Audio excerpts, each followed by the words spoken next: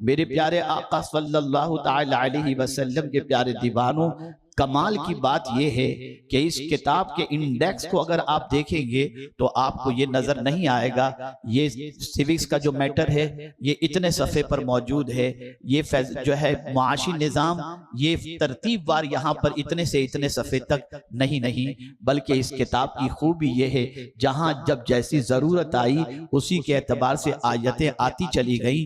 लेकिन अल्लाह अकबर, इस किताब की अजमतों को क्या कहना कि सहाबाए किराम रिजवान जब इस किताब के अंदर गोता जन होते हैं और इस किताब से अपने ताल्लुक को मजबूत कर लेते हैं तो इनकी सिचुएशन ये होती है कि इस किताब के जरिए बुलंदी के उस मकाम तक पहुंच जाते हैं जहां तक अब दुनिया का कोई इंसान पहुंच नहीं सकता। बल्कि जब कोई कुरान के अंदर गोता जन हो जाता है, कुरान की गहराई में पहुंच जाता है, कुरान से मोती निकालना शुरू कर देता है, कुरान की मालूमात की तरफ तवज्जो देता है, तो फिर होता क्या है, उसे कहीं से कोई इल्म हासिल करने की जरूरत नहीं पड़ती, बल्कि फन्ने शायरी भी अगर सीखनी होती है तो वो भी कुरान से सीखता नजर आता है। इसीलिए मेरे इमाम इश्क व मोहब्बत ने कहा, कुरान से मैंने नात गोई सीखी।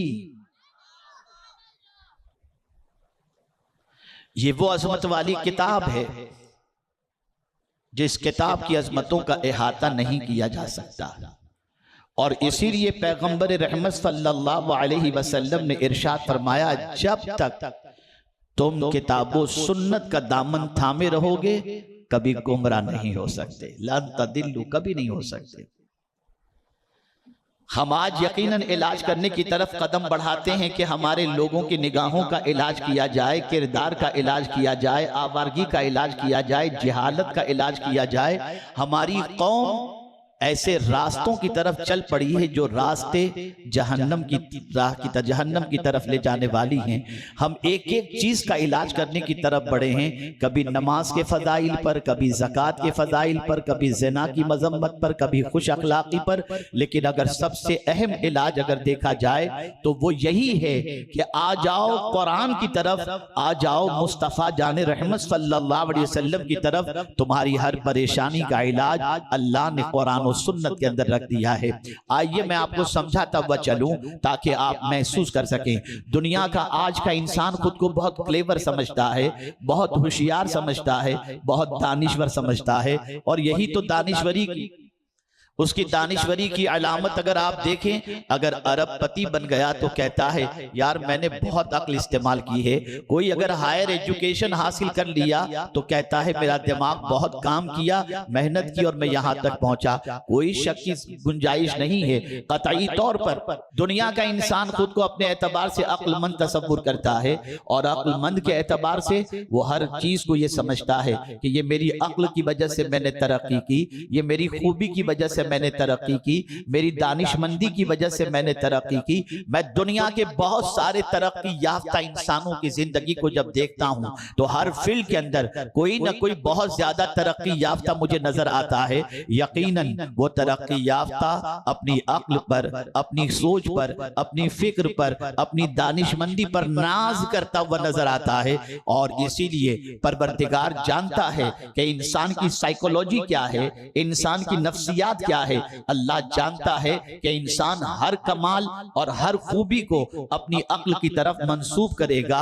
तो अब परवरदिगार ने भी कुरान मुकद्दस की रोशनी के अंदर इंसान की अक्ल ही से पूछा है, इंसान की सोच ही से पूछा है, तू बहुत अक्लमंद बन रहा है, बहुत होशियार बन रहा है, तूने सब चीजों के बारे में महसूस किया, सब चीजों के बारे में तूने जानने की कोशिश की और मेहनत की, ये चीज इस तरह से ये चीज। और मैं आपको बताऊं उस करीम की अजमतों पर कुर्बान जाइए कि अल्लाह ने इतनी मखलूक पैदा फरमाई। जानवर है, आप जरा देखें, शेर का मुकाबला आप नहीं कर सकते। शेर को आता देखकर आप डर जाएंगे। जहां शेर आजादी से घूम रहे हो उस इलाके में आप नहीं जाएंगे। जहां सांप नजर आ जाए आप डर जाएंगे, जहां बिच्छू नजर आ जाए आप डर जाएंगे, जहां हाथी आता हुआ दिखाई दे आप किनारे हो जाएंगे। आप जरा सोचो, ये लहीम शहीम जानवर, ये बड़े जानवर, ये खूंखार जानवर जब भी नजर आते हैं इंसान उससे डरता हुआ नजर आता है, लेकिन इनकी भी एक लिमिट है, ये इस लिमिट से आगे नहीं जाते। शेर को जितनी खुराक चाहिए और जो खुराक चाहिए मिल जाए खा लेगा, सो जाएगा। हाथी को खुराक मिल गई, खाया, सो जाएगा। ये बड़ी अजीब पोजीशन है। न हाथी में रिसर्च की ताकत है, न शेर में रिसर्च की ताकत है। हाथी में ये ताकत नहीं कि जमीन के अंदर क्या चीज छुपी हुई उस खजाने को अपनी अक्ल से दरियाफ्त कर सके या चंद चीजों को जोड़कर कोई चीज बना सके। दुनिया की कोई मखलूक में ये ताकत नहीं है कि वो किसी ऐसी चीज को जो गैर मारूफ हो उसे जमा करके एक ऐसी चीज बना ले जो दूसरे इंसान के वजूद में आ सके।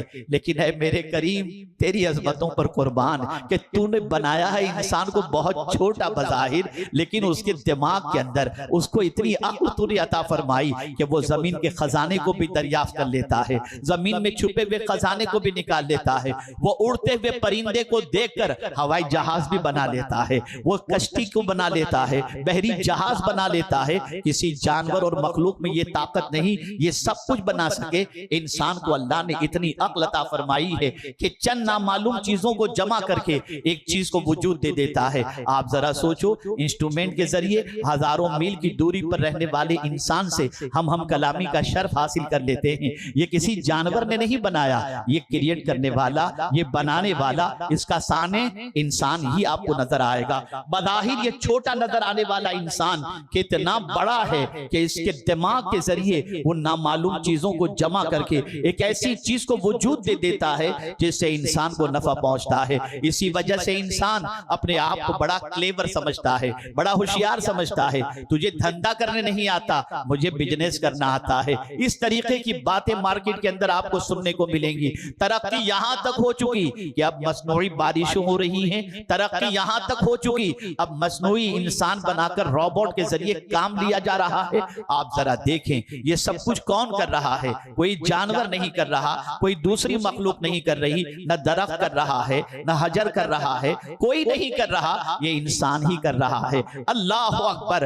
अब हम आपके सामने वो बात अर्ज करना चाहते हैं, इंसान तरक्की के रास्ते के सारे सामान और तरक्की की तरफ कदम उठाने के लिए हर किस्म की जिद्दोजहद करता हुआ नजर आता है। अल्लाह अकबर। और आज के इंसान से अगर सवाल किया जाए, ऐ इंसान तू किस काम के अंदर मसरूफ है, तो इंसान कहेगा मैं सुबह निकलता हूँ, रात तक कमाता हूँ, मैं घर वालों की जिम्मेदारियों को निभाने के लिए मेहनत और मशक्कत करता हूँ, मेरे बच्चों के फ्यूचर के लिए कोशिश करता हूँ। और उसकी जिंदगी का पूरा सुबह से लेकर शाम तक का निजाम अगर आप देखें तो इन्हीं चीजों में नजर आएगा। औलाद के लिए मेहनत और मशक्कत करना, कमाना, माँ बाप के लिए कमाना, दीनी कामों के लिए कमाना, ये कोई गलत काम नहीं है। लेकिन अल्लाह अकबर, अल्लाह इंसान से पूछ रहा है, अरे इंसान तू क्या समझता है? तूने ये सोच लिया है कि तुझे मैंने बेकार पैदा किया? अल्लाह अकबर। अंदाज देखिए, दिमाग से पूछा जा रहा है, अक्ल से पूछा जा रहा है। अफहसीब तुम, क्या तुमने ये सोच लिया अन्नमा खलकनाकुम अबसा, कि हमने तुमको बेकार पैदा किया? अल्लाह अकबर। ये कौन कह रहा है? ये वो कह रहा है जो हर चीज का खालिक है। अल्लाह खालिक कुल्ल शै, हर चीज का खालिक अल्लाह है। मेरे प्यारे आका सल्लल्लाहु अलैहि वसल्लम के प्यारे दीवानों, इंसान ने आज तक ये तायुन इंसान न कर सका कि उसके पर्पस ऑफ क्रिएशन क्या है, उसका पैदा करने का मकसद क्या है। उससे वो गफलत बरत रहा है, वो हर चीज के बारे में। बल्कि तवज्जो चाहूंगा, अगर मैं ये कहता हूं तो गलत नहीं है, मोर देन 90% पूरी दुनिया का इंसान जानता ही नहीं है कि उसको अल्लाह ने क्यों पैदा किया।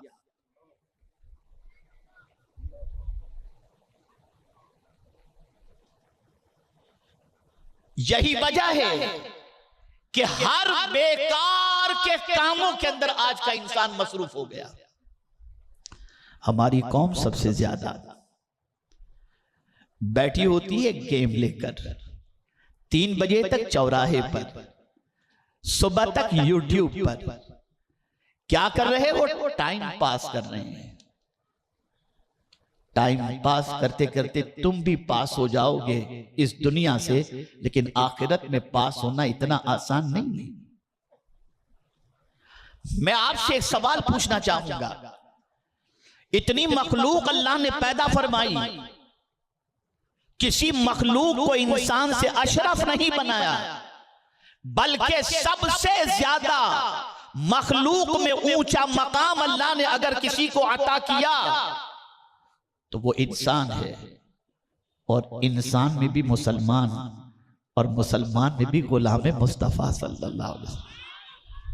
आप जरा सोचो, इतना ऊंचा मकाम इंसान को अता किया, इतनी सारी नेमतें अता की, रिसर्च स्कॉलर बन गया, जमीन की चीजों को निकाल रहा है, आसमान पे हवाई जहाज उड़ा रहा है, रॉकेट बना रहा है, चांद की जमीन पर कदम रखने की बात कर रहा है, पलक के झपकते पूरी दुनिया की सैर की बात कर रहा है, हजारों टन वजन लेकर के जहाज उड़ते नजर आ रहे हैं, समंदर का सीना चीर करके बहरी जहाज जाते हुए नजर आ रहे हैं। ये कौन बना रहा है? इंसान ही तो बना रहा है।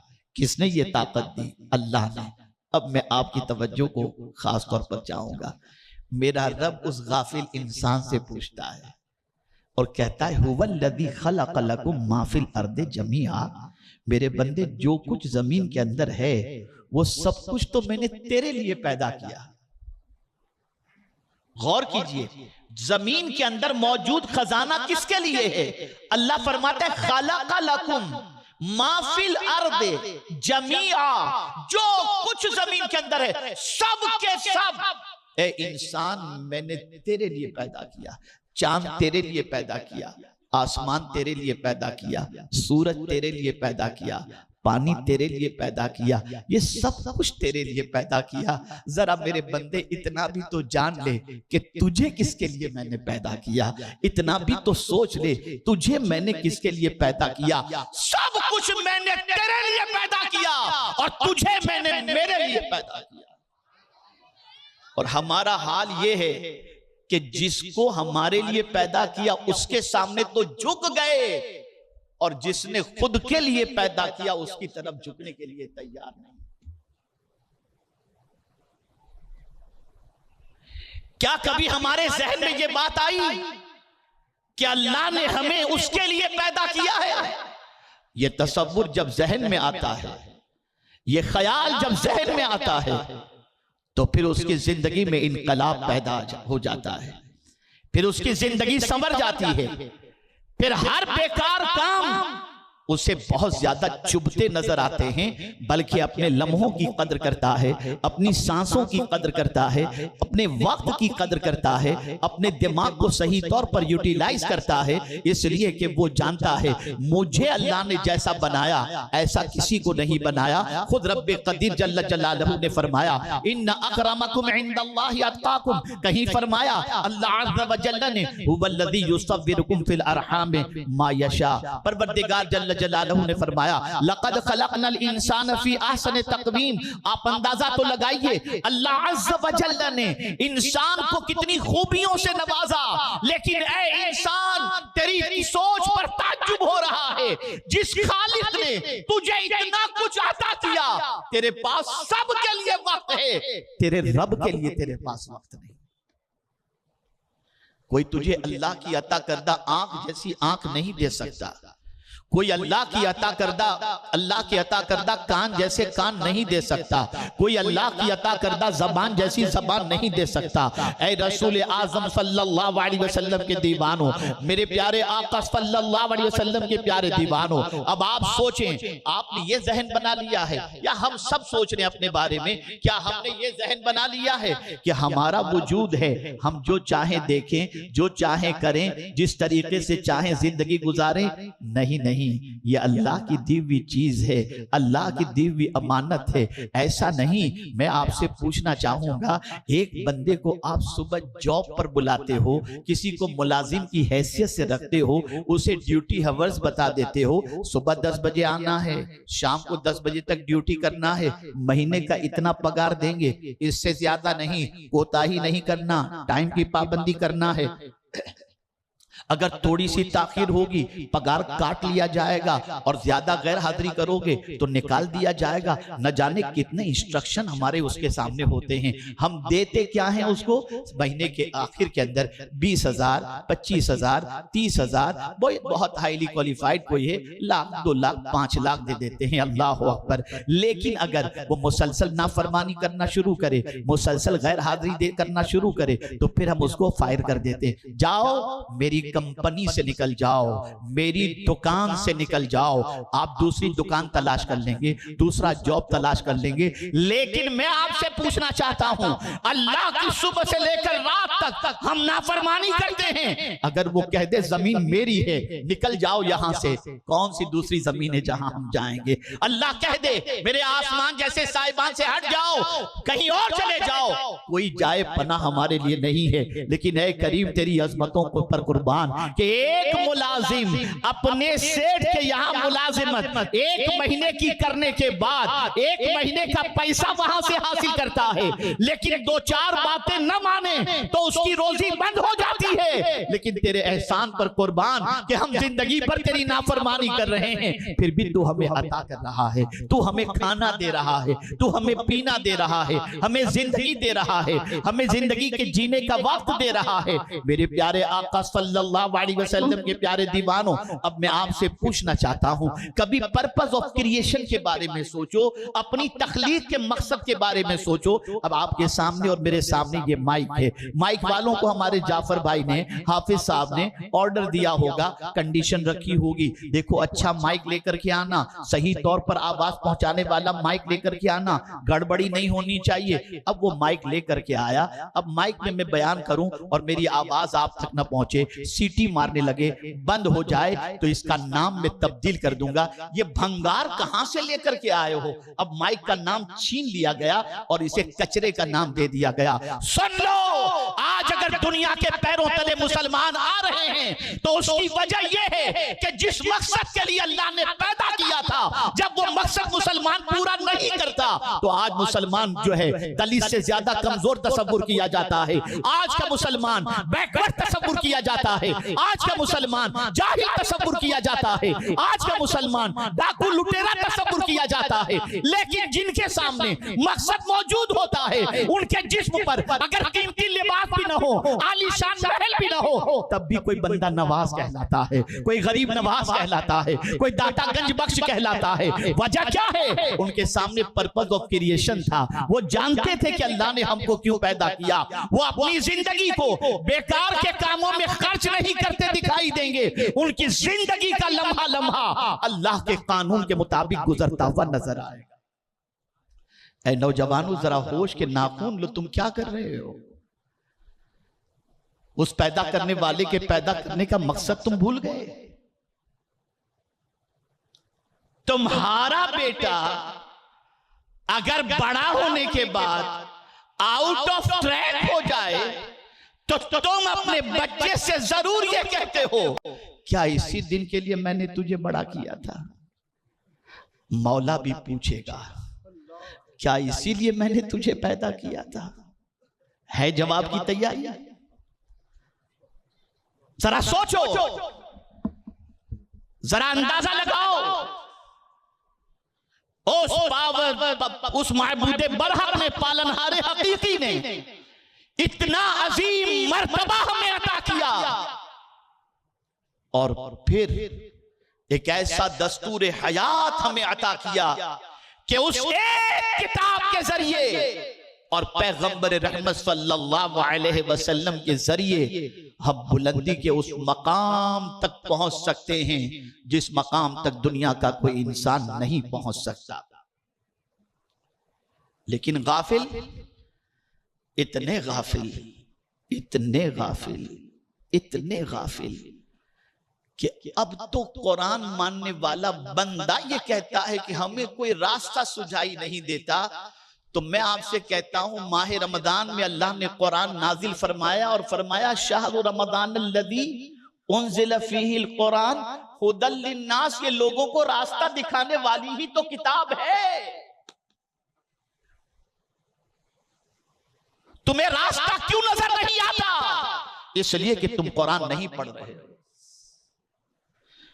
तुम्हें रास्ता क्यों नजर नहीं आता? इसलिए कि कुरान के तर्जमे को नहीं पढ़ रहे हो। तुम्हें रास्ता क्यों नजर नहीं आता? इसलिए कि कुरान से रहनुमाई का तुम्हें जज्बा नहीं है। तुम तो पिक्चर से रहनुमाई। देखे जरा हीरो ने बाल कैसे रखे, पैंट कैसी पहनी, टी शर्ट कौन सा पहना। जालिमों, जिस खुदा ने जिंदगी अता फरमाई और जिस रसूल के तरीके को अपनाने का हुक्म दिया, उनके तरीके को छोड़कर तुम सवाल पजीर और आवारा के तरीके को अपनाना जब चाहोगे तो तुम्हारी जिंदगी में कभी तरक्की और कामयाबी आ ही नहीं सकती। ये कौम और टाइम जाय करे। आइए एक वाकया सुनाता हूं, थोड़ा सा सबक सीखो। एक बुजुर्ग थे, वो एक रोटी खाते और जब रोटी खाते तो टाइम देखते कि इस रोटी को चबाने में कितना वक्त लगता है। तो जब रोटी चबाकर खा लेते तो टाइम देख लेते कि इतना टाइम, फिर महसूस करते कि उस रोटी की वजह से उनको कितनी तवानाई मिली, कितनी एनर्जी मिली। और फिर उसके बाद उन्होंने गौर करना शुरू किया कि जितनी तवानाई की मुझे जरूरत है, क्या इसका कोई ऑल्टरनेट भी है कि मैं कोई ऐसा मशरूब बना लूं जिसे मैं पी लूं तो पीने में ज्यादा वक्त नहीं लगेगा जितना चबाने में लगता है, और मुझे उस मशरूब के जरिए उतनी ताकत मिल जाए जितनी ताकत की मुझे जरूरत है, तो कैसा रहेगा। उन्होंने मशरूब बनाया, पिया, पीने के बाद उतनी तवानाई महसूस हुई तो उन्होंने फिर अज़्म कर लिया कि जितना वक्त रोटी को चबाने में गुजरता है मैं उतना वक्त अल्लाह की तस्बीह में गुजार दूं। ये सोच थी, ये फिक्र थी। और आज हमारी कौम घंटों खत्म कर देती है। आज हमारी कौम रातों की रातें ज़ाय कर देती है। ये कौम जिसके सामने कुरान जैसा दस्तूर हयात मौजूद हो और रहमत आलम सल्लल्लाहु ताला अलैहि वसल्लम जैसे अजीम रसूल मौजूद हो, उस कौम के जीने का ये सलीका जिसे देखकर दूसरी कौमें शर्माएं, ये तरीका हमारी कौम का। बदलो अपनी सोच को, बदलो अपने अफकार और नजरियात को। इसीलिए कुरान ने कहा, अयहसबुल इंसान अन युतरका सुदा, क्या लोगों ने ये गुमान कर लिया है कि यूं ही छोड़ दिए जाएंगे। कर लो मजे जितना करना है, लेकिन छोड़े नहीं जाओगे।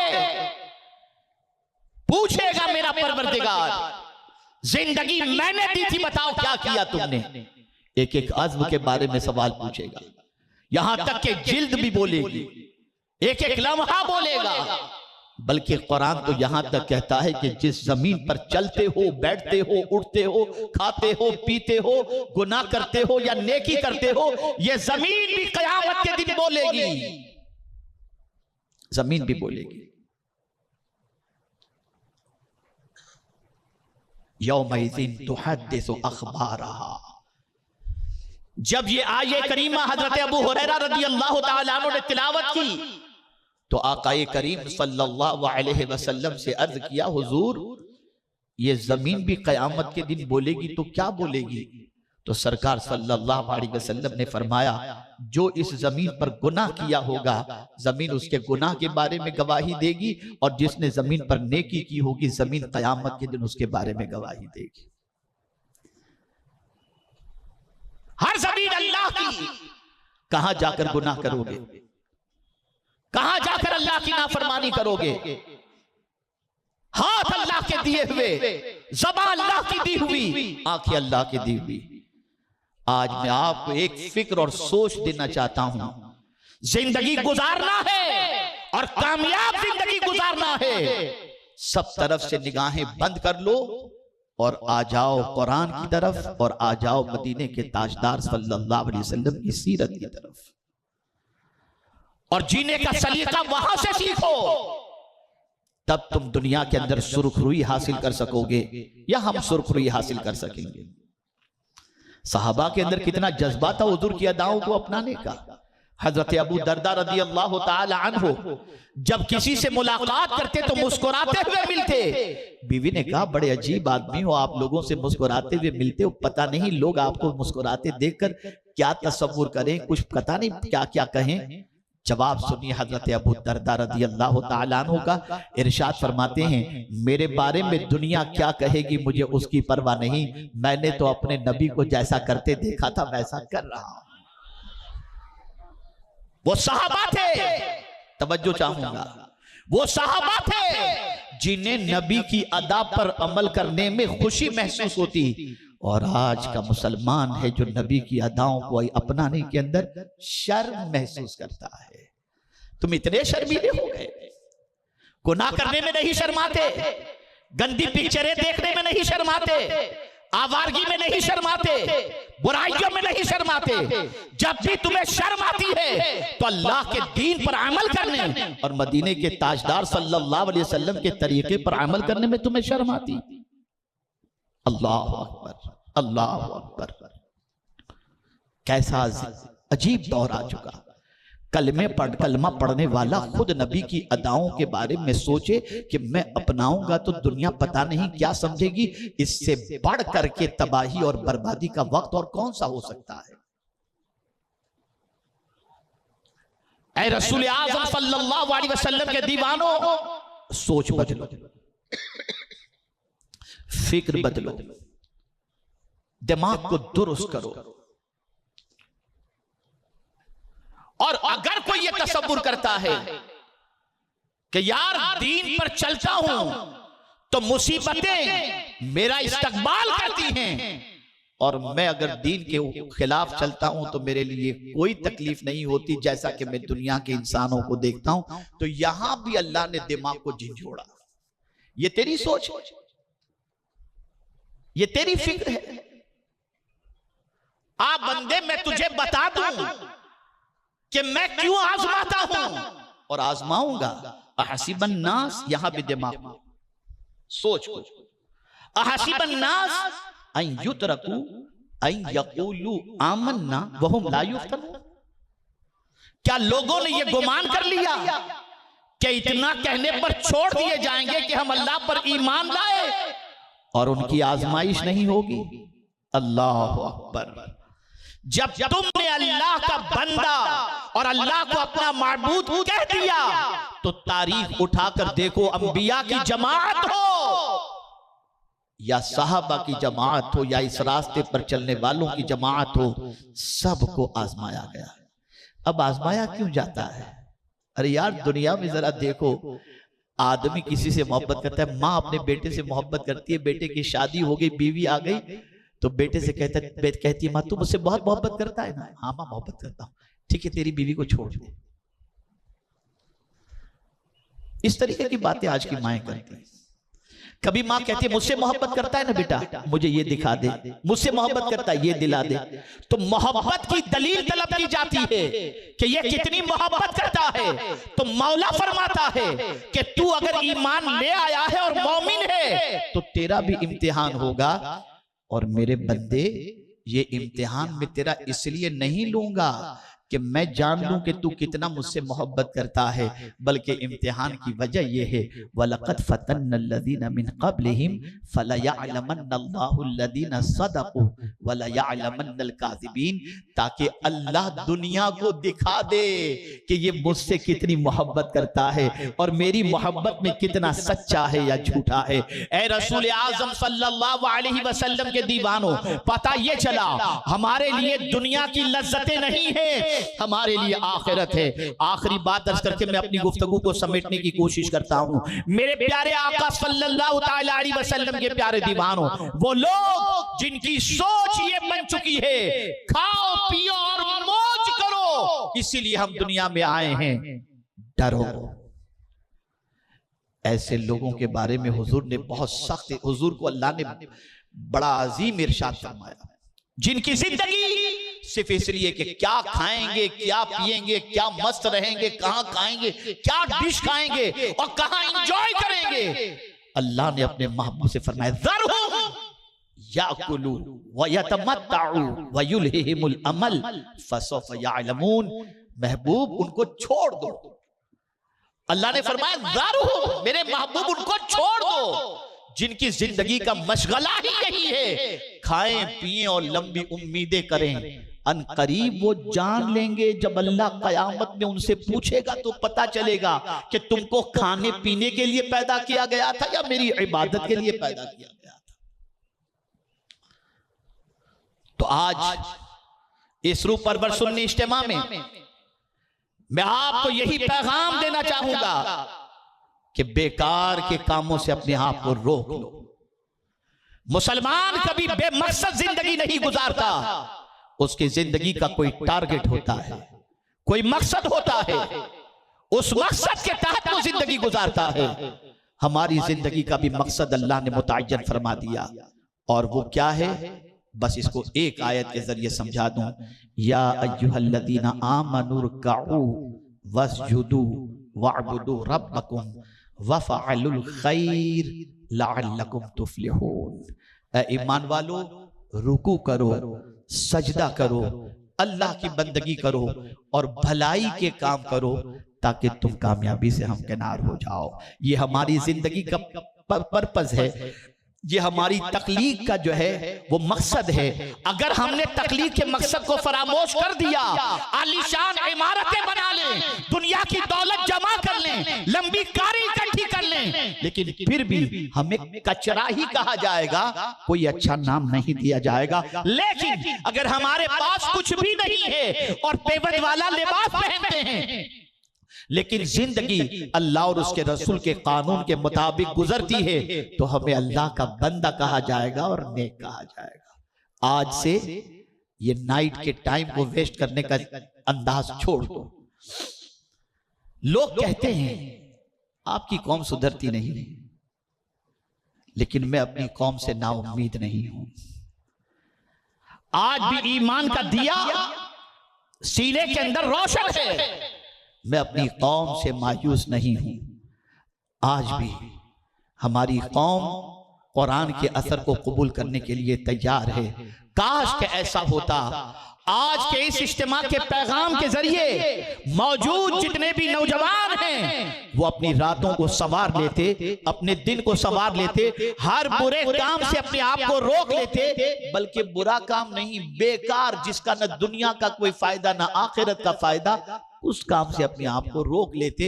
बल्कि अल्लाह वालों का हाल तो ये था कि एक लफ्ज भी बेकार का अपनी जबान से नहीं निकालते थे, इसलिए कि वो जानते थे कि कुरान में अल्लाह ने कहा है मा यल्फिज़ु मिन क़ौलिन इल्ला लदैहि रक़ीबुन अतीद। एक एक लफ्ज जो हमारे मुंह से निकलता है उसे फरिश्ते लिख रहे हैं, और क़यामत के दिन अल्लाह फरमाएगा इक़रा किताबक, अपना अमाल नामा पढ़, अमाल नामा पढ़। क्या आज यहां पर की हुई बकवास जो फरिश्ते नोट कर रहे हैं हम कयामत में अल्लाह के सामने पढ़ सकेंगे? है हम में इतनी जसारत? बाप के सामने तुम किसी को गाली नहीं देते, लेकिन तुम्हारे दफ्तर के अंदर अगर गाली लिखी हुई है, कयामत में अल्लाह फरमाएगा इक़रा किताबक। क्या सिचुएशन होगी? गज़लें गुनगुनाने वालों क्या सिचुएशन होगी कयामत के दिन? गाने गुनगुनाने वालों कयामत के दिन क्या सिचुएशन होगी? कभी इसे सोचा? और आज मैं 2 आयतें पढ़ा, मेरे रोंगटे खड़े हो गए। और हजरत बंदा नवाज की बारगाह में जाकर के मैंने अर्ज किया, तो उनको यही अर्ज किया कि बस आप दुआ फरमा दे कि हमारी आखिरत अच्छी हो जाए। जानते हैं आप, आयत के 2 टुकड़े मैंने पढ़े। इंशाअल्लाह इस पर अल्लाह ने चाहा, जिंदगी रही तो मुमकिन है कि मैं इंशाअल्लाह हुबली के इज्तिमा में इन्हीं आयात पर इंशाअल्लाह गुफ्तगू करूंगा। लेकिन थोड़ा सा बंदा नवाज के फैजान की वजह से मैं अर्ज कर दूं।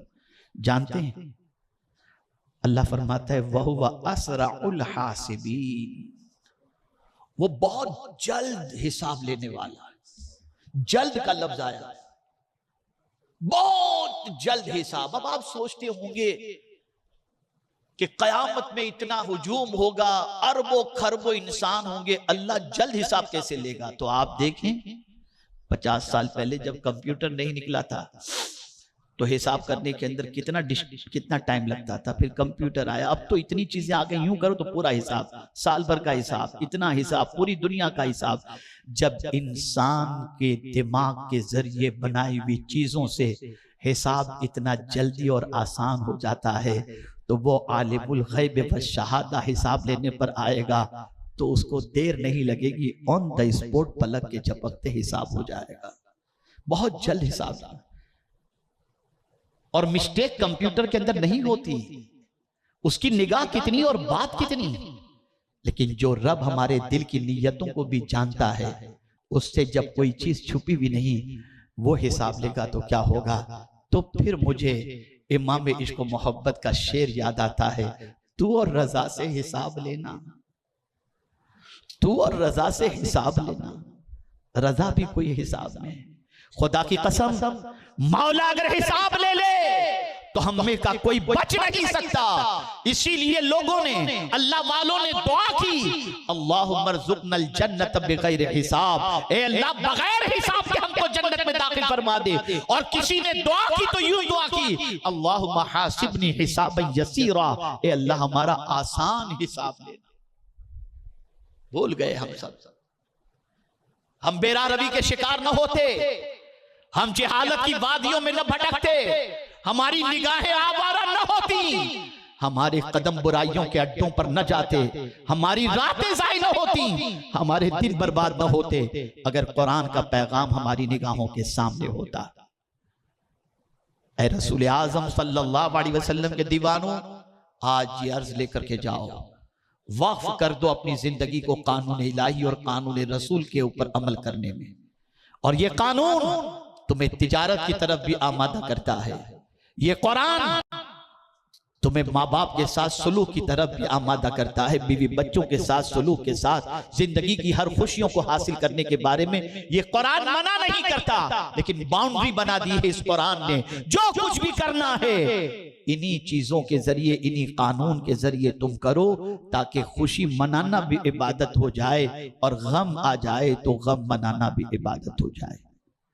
मुझे आज जिस आयत पर गुफ्तगू करनी थी मैं उस पर कर ही नहीं सका और मैं किसी और आयत की तरफ आ गया था। इसका भी ख्याल था मुझे इस आयत पर बोलने का, लेकिन मेन जिस आयत पर मुझे बोलना था मैं उस आयत पर गुफ्तगू न कर सका, इसलिए कि मुझे आज शिकवे रसूल आपके सामने पेश करना था कि हुजूर को क्या शिकवा है, कयामत में हुजूर क्या फरमाएंगे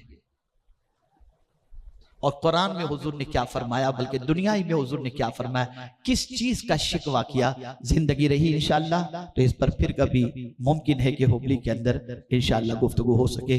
बस मेरा पैगाम लेकर के जाओ। और मुझे एक बात याद आ गई, कल मैंने बेंगलोर में चंद नौजवानों को लेकर जब मैं बैठा था तो उन्हें मैंने एक बात कही थी।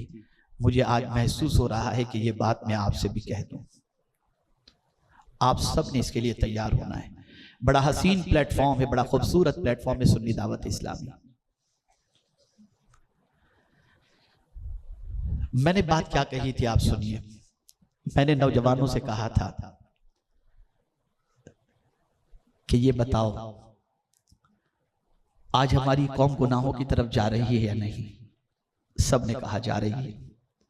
बुराइयों में डूबी हुई के नहीं है कि नहीं, सब ने कहा बिल्कुल बुराइयों में डूबी हुई है। मैंने कहा उनकी जिंदगी से इस्लाम छलक रहा है, कहा बेशतर की जिंदगी से नहीं छलक रहा। फिर मैंने उनसे पूछा कि मुझे ये बताओ, ये सारी चीजें तुम अपने माथे की निगाहों से देख रहे हो ना। उन्होंने कहा हाँ। मैंने कहा आपको लग रहा है ना कि वो दीन के रास्ते से थोड़े से हट रहे हैं। उन्होंने कहा हाँ। मैंने कहा अब एक सवाल पूछता हूं, देखिए आपको मैं जिम्मेदारी दे रहा हूं, गौर से सुनिएगा। मैंने कहा एक माँ का बेटा या बाप का बेटा रास्ता भूल जाए, भटक जाए और उस गुमे हुए बच्चे को, भटके हुए बच्चे को, राह भूले हुए बच्चे को कोई बंदा मिल जाए और उसको पकड़ ले और लेकर के आकर उसकी माँ से मिला दे या बाप से मिला दे, तो बताओ उसकी माँ कितनी खुश होगी और उसके बाप कितने खुश होंगे। उसकी वालिदा कितनी खुश होंगी और उसका वालिद कितना खुश होगा। काज़त बहुत खुश होगा। एक गुमा हुआ बच्चा, भटका हुआ बच्चा, घर छोड़ा हुआ बच्चा, राह भूला हुआ बच्चा, जब उसको कोई उसके माँ बाप से मिला दे तो माँ के दिल से दुआ निकलती है, बाप के दिल से दुआ निकलती है। तो मेरे प्यारे आका सल्लल्लाहु अलैहि वसल्लम के दीवानों, आज का मुसलमान भी अल्लाह की राह भूला हुआ है, हुजूर की राह भूला हुआ है। बस नौजवानों काम में लग जाओ, इन राह भूले हुओं को अल्लाह की तरफ लेकर के आओ, उसके रसूल की तरफ लेकर के आओ। गुमा हुआ इंसान जब बाप से मिल जाता है तो बाप खुश हो जाता है।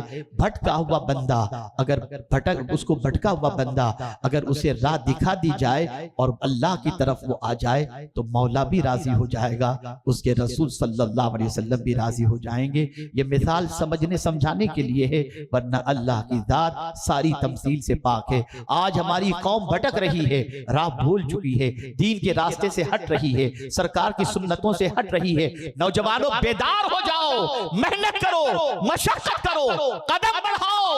हुजूर बंदा नवाज गैसू दराज की इनायतें भी शामिल हाल रहेंगी और अल्लाह और उसके रसूल की मदद भी शामिल हाल रहेगी। ज्वाइंट करो सुन्नी दावत इस्लामी को, पढ़े लिखे एसडीआई उम्मीद को ज्वाइंट करें, आम इंसान सुन्नी दावत इस्लामी को ज्वाइंट करें और इस काफिले के अंदर शामिल होकर दीन के काम में लग जाएं, ताकि अल्लाह की खुशी भी हासिल हो जाए और अल्लाह के रसूल सल्लल्लाहु अलैहि वसल्लम की